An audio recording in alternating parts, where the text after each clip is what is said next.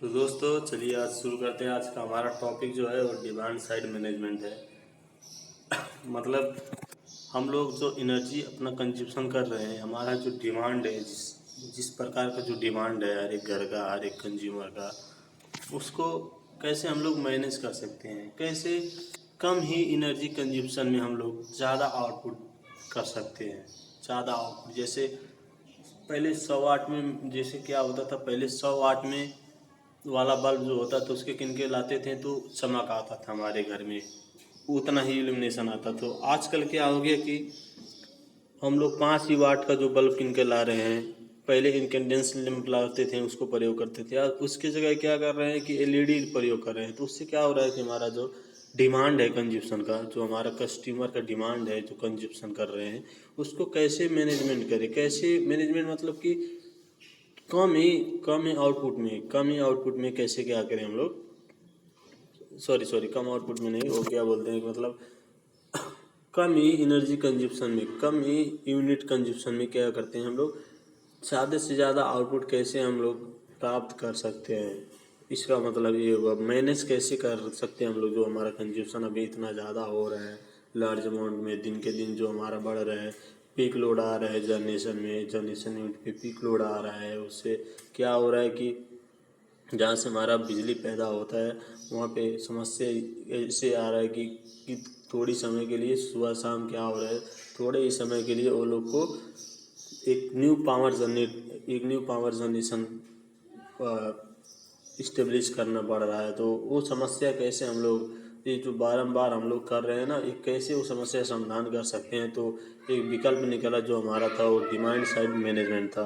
तो इस demand side management में आप लोग समझ ही होंगे मतलब डिमांड हमारा जो है उसको कैसे मैनेज करें। जो कस्टमर का डिमांड है यूटिलिटी कैसे उसको क्या करें, मैनेज कर सकता है। तो वो जो ऑप्शन है इस प्रकार है। पहला पॉइंट क्या कर रहा है कि awareness of consumer to use energy efficient appliances और एनर्जी स्टार अप्लायंसेस। मतलब क्या कह रहा है कि हमारा पहले हम लोग जो कस्टमर है, हमारा जो कंज्यूमर है, उन लोग को जन चेतना फैलाना चाहिए, अवेयरनेस होना चाहिए इसके बारे में कि मतलब हम लोग अप्लायंसेस हैं जो उसको कैसे प्रयोग करें, किस तरह प्रयोग करें कि हमारा कम से कम एनर्जी कंजप्शन हो।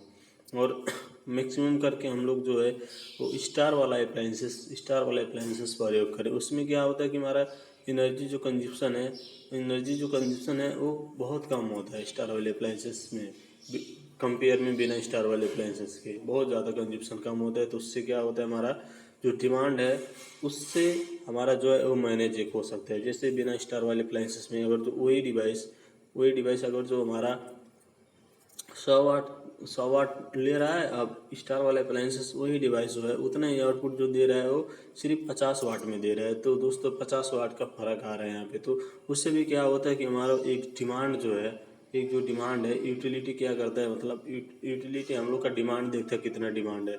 तो उससे हम लोग वैसे और जो डिवाइस प्रयोग करेंगे तो क्या होगा कि उससे डिमांड जो है, जो हमारा डिमांड है वो क्या हो रहा है, कम हो रहा है। तो यूटिलिटी जो हमारा कंपनी जहाँ से आता है बिजली, वहाँ से क्या हो रहा है कि मतलब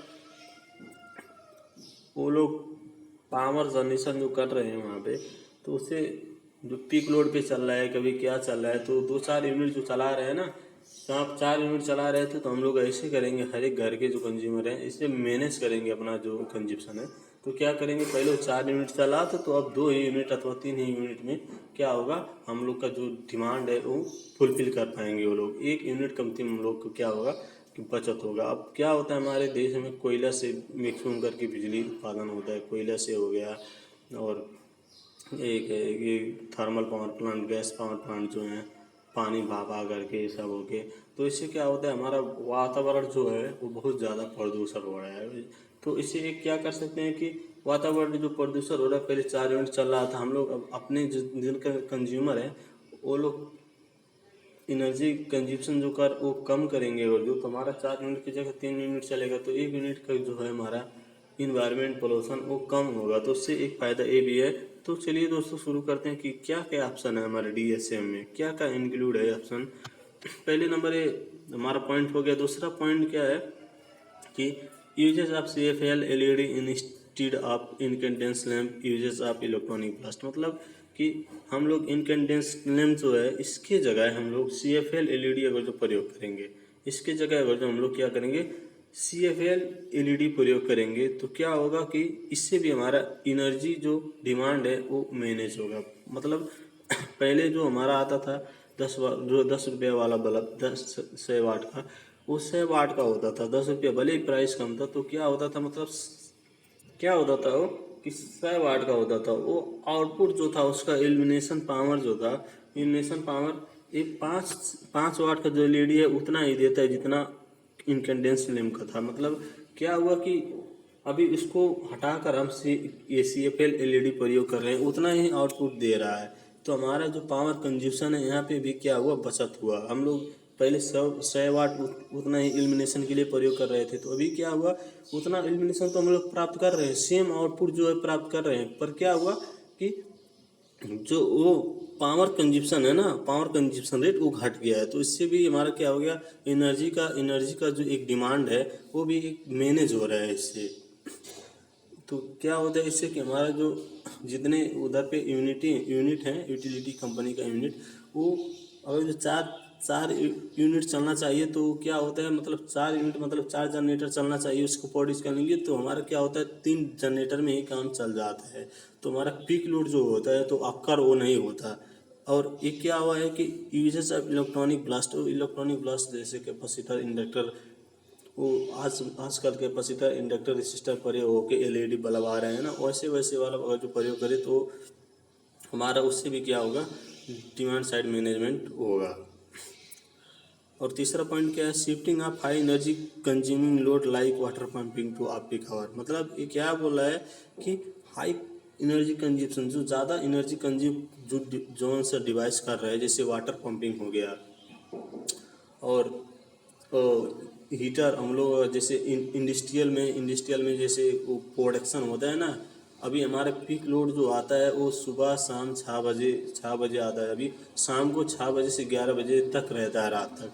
तो उसमें अगर जो उस समय हम लोग इंडस्ट्रियल कंपनी में जो होता है लोड चलते हैं, बड़े बड़े उतना मोटर चलते हैं, तो वो लोग जो उस समय का जो है पीक लोड जो अभी चलाते हैं ना वो लोग, उसमें क्या होता है उस वही जो लोड है वो लोग हम लोग आप पीक आवर में चलाएं, तो उससे क्या होता है हमारा शिफ्ट कर दें उसी वो जो लोड कंजप्शन लोड चल रहा है उसको शिफ्ट कर दें, तो उससे क्या होता है उससे भी हमारा डिमांड जो है वो मैनेज कर सकते हैं। अब कैसे, जैसे अभी 6 से 11 बजे जो चल रहा है उस समय थोड़ा कम लोड वाला चलाएं, दूसरा आउटपुट निकालें, दूसरा प्रोडक्शन निकाली कंपनी में, और जो अभी सुबह होता है अथवा 11 बजे से बाद जो होता है 11 बजे से सुबह 5 बजे तक, सुबह 5 बजे तक 11 बजे रात से सुबह 5 बजे तक, तो उसमें क्या होता है कि ऑफ पीक आवर होता है। मतलब कोई विद्युत का कंजप्शन बहुत कम होता है उसमें, अगर चलाएं तो हमारा उससे क्या होगा, मैक्सिमम डिमांड मीटर जो है और TOD मीटर हमारा जो है वो रीडिंग करेगा आप पीक आवर का, तो उससे हमारा चार्ज भी बहुत ज़्यादा बचत होगा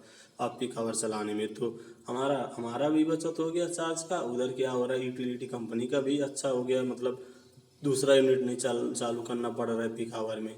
तो उससे क्या होता है दोनों तरफ से अच्छा हो रहा है, और हमारा इन्वायरमेंट जो इम्पेक्ट है वो भी अच्छा हो जा रहा है, मतलब पोल्यूशन उतना ज़्यादा नहीं हो रहा है। तो इससे भी क्या हो रहा है हमारा डिमांड जो है, डिमांड साइड हम लोग एनर्जी का जो डिमांड कर रहे हैं वो मैनेज हो रहा है। और दोस्तों चौथा पॉइंट क्या कह रहा है कि restricting the tariff in order to stop consumer for uses of electricity during peak hour. क्या बोल रहा है कि मतलब वो जो कंज्यूमर है ना, हमारे कस्टमर जो हैं वो पीक आवर में जो चलाते हैं ना लोड, जो चला रहे हैं पीक आवर में जो लोड, वो टैरिफ जो है ना, हम लोग जो टैरिफ है, टैरिफ मतलब विद्युत कंजप्शन के हिसाब से हम लोग पैसा जो देते हैं ना, उसको रिस्ट्रिक्टिंग करना चाहिए। रिस्ट्रिक्टिंग मतलब क्या है कि जो पीक आवर में चला रहा है, जो लोड अपना है पीक आवर में चला रहा है, तो उसमें क्या है कि उसको पैसा ज़्यादा लगना चाहिए। एक यूनिट का मतलब नॉर्मल आवर में अथवा आप पीक आवर में अगर जो 6 रुपया है, तो ऐसा कर देना चाहिए जो पीक आवर में चला रहा है उसको 10 रुपया कर देना चाहिए अथवा 8 रुपये कर देना चाहिए। थोड़ा जो है ना अभी आप पीक आवर से पीक आवर वाले लोड को पैसा ज़्यादा बढ़ा देना चाहिए। तो उससे क्या होगा वो लोग का, हमारा मेन मकसद है डिमांड जो हमारे है मैनेज करने का, तो वो लोग पीक आवर में चलाएंगे पीक आवर में चलाएंगे तो ज़्यादा प्रोडक्शन से ज़्यादा लोग का इलेक्ट्रिसिटी में जाएगा, तो उससे अपने आप वो लोग क्या करेंगे, पीक आवर में चलाना बंद कर देंगे। तो उससे क्या होगा, यूटिलिटी कंपनी का भी एक फ़ायदा हो गया, वो एनर्जी का जो डिमांड है वो मैनेज हो गया, इससे एक होगा। और उसके बाद जो पॉइंट है वो क्या बोला है, power factor correction for load in installation of capacitor. और एक बात क्या है कि मतलब हम लोग अक्सर करके इंडस्ट्री कंपनी, कमर्शियल बैंक, और कमर्शियल तो छोड़ दीजिए, इंडस्ट्री कंपनी में जो है उसमें क्या होता है कि हम लोग चलाते हैं कैपेसिटर, वो बड़े बड़े लोड चलाते हैं तो वो इंडक्टिव लोड बहुत ज़्यादा होता है। इंडक्टिव लोड में बहुत ज़्यादा होने से अगर जो हम लोग कैपेसिटर बैंक नहीं, अगर जो उसका पावर फैक्टर करेक्शन नहीं करेंगे तो बहुत ज़्यादा करंट तानेगा। पावर फैक्टर अगर जो हमारा कम हो गया तो करंट बहुत ज़्यादा तानेगा। अगर जो करंट बहुत ज़्यादा ताना तो हमारा क्या होगा कि पावर कंज्यूशन उतने ही ज़्यादा होगा। तो इससे क्या होता है कि पावर फैक्टर जो है उसको करेक्शन जो हम कर लेते हैं तो क्या होता है, करंट कम तानेगा। तो जब करंट कम तानेगा तो क्या होगा, उससे जब करंट को कम तानेगा तो क्या होगा, हमारा पावर कंजप्शन क्या होगा, कम होगा। तो उससे इससे भी हम लोग अपना जो डिमांड है वो मैनेज कर सकते हैं। उसके बाद क्या है, पावर फैक्टर पेनल्टी अप्रोच, मतलब क्या है, अगर जिसका पावर फैक्टर 0.8 से अच्छा नहीं है, 0.7 है, 0.6 है, उस पर भी लोड चला रहे हैं तो उसको पेनल्टी उस पर कर देना चाहिए कि तुमको अगर जो इस पर चलाओगे तो इतना ज़्यादा मतलब पेनाल्टी, मतलब अगर जो लाख रुपया का तुम्हारा बिल आ रहा है तो उस पर तुमको 1,20,000, 1,30,000, 30,000, 40,000 पेनाल्टी देना पड़ेगा। तो ऐसे एक लगाना देना चाहिए। तो उससे भी क्या होगा, कस्टमर का अवेयरनेस आएगा। उसके बाद वो डिमांड जो है, हम लोग का डिमांड साइड जो हम मैनेज कर सकते हैं, उसको इस तरीके से कर सकते हैं। और उसके वाला पॉइंट जो हो गया वो क्या है, energy efficient building code for residential and commercial building.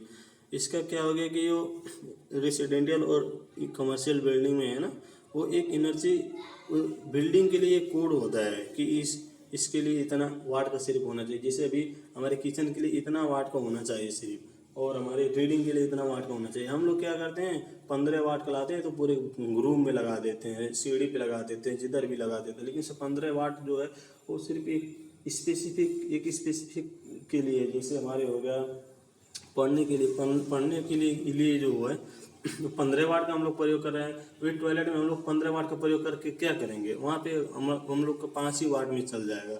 तो 5 ही वाट वाला और उससे कम वाट वाला हम लोग प्रयोग कर सकते हैं। तो उससे एक ये भी हो गया।